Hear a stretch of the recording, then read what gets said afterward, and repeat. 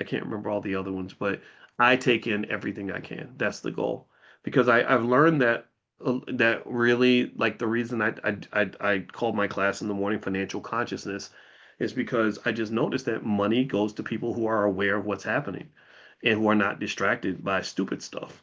And I just really think that one of our challenges that our community, especially for young people, is they're distracted by a bunch of stupid stuff that doesn't have anything to do with their ability to pay bills or their bank account. And when you become a grown up, you ain't got time for that. You got time to take care of business. That's what you're focused on.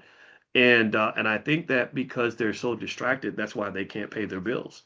That's why they struggle because they don't take the time to figure out where the money is and how to get it and all that. They're spending time on pleasure seeking behavior, dopamine driven activities. Mia, any particular podcast? Okay, sorry to mention that. Okay. Um, One more, Sherry O'Bannon. Can you tell me if buying puts on a single stock is the same as buying puts on stock options? Buying puts protects the asset that you buy the put on. So what a put option does is it gives you the right to sell the stock at a certain price. You're locking in a price. So people will buy puts to protect their investment, or sometimes people will buy puts for speculation. So if you assume let's say you own something, when you own a house, well, when you buy insurance on the house, you're buying a put option.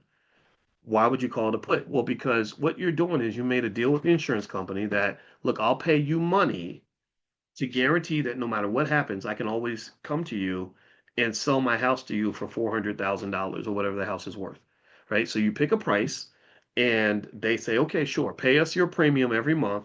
And if your house burns down or something does occurs that destroys the value of your home, we will pay $400,000 for your house, right? If you do not give them the insurance premium, then they're going to say, hey, we ain't got nothing to do with it. Your house is burned down. Too bad. That's why you can't get insurance after something bad has happened. You have to get it before something bad happens because what they do is they assess the probabilities and that's how they pick your price, right? So when people say that they think insurance is a waste of money because if nothing bad goes wrong, you should get your money back. That just shows me they don't understand probabilities. They don't understand the nature of insurance. Why would I charge you $1,000 for insurance on a $400,000 home if the home has burned to the ground? And I gotta go pay 400,000. You gave me 1,000. I'm giving you 400,000. That's not a good way to stay in business. But what people will do is they'll say, I'll charge you $1,000 to insure your $400,000 property, or maybe it's 5,000, but the insurance rates are going up. But maybe it's $5,000, and the reason they do it is because they create a pool of money. They get a bunch of people that all have these houses of different values, and they say, if somebody's house burns down, we'll pay off that person. But when events happen that are heavily connected, like the fires in California or the hurricanes in Florida, insurance companies back out because what happens is that their secret weapon that allows them to provide this service and make a profit is what they call correlation.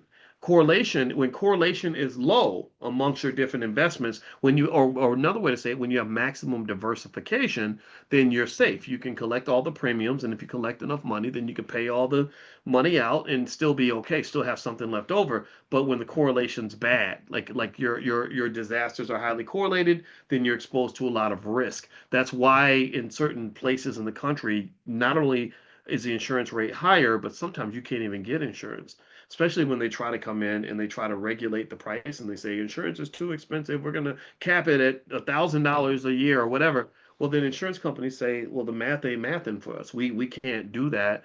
You're going to have to do a subsidy in order for this to even work. So like Obamacare was a put option subsidy to some extent.